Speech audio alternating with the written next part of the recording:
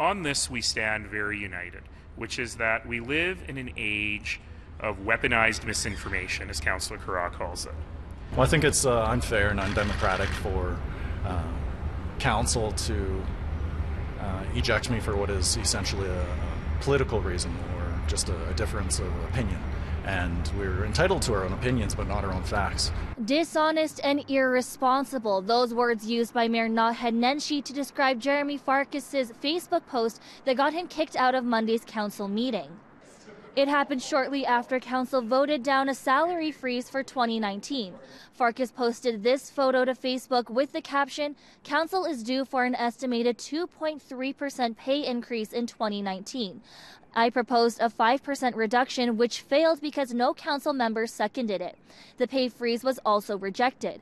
City councillors are calling it misinformation, and Mayor Naheed Nenshi says the post is outdated. The most recent information from the city's chief financial officer says rather than a pay increase next year, council is looking at a 0.2% decrease. The mayor asked for an apology from Farkas and for him to retract the post, but the councillor refused. That's when council voted 14-1 in favor of Farkas leaving the meeting, Farkas being the only councillor who opposed. We abide by a code of conduct that says we treat everyone with respect, that we treat everyone with honesty, we treat everyone with dignity. And in an age of misinformation, it's important that every single one of us abide by a real simple tenet. We tell the truth every day. And yes, we'll have different spins, and yes, we'll have different views on things, and yes, we always say things to try and make our position the strongest it can be.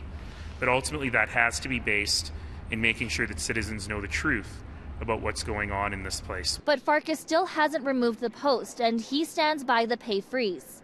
You know, I won't apologize for representing my constituents. I think that it's so important for council to lead by example.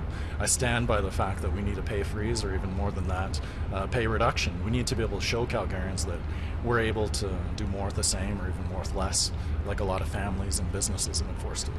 Nenshi says Farkas will be able to return to Chambers for the next council meeting. In Calgary, Kristen Fong, City News.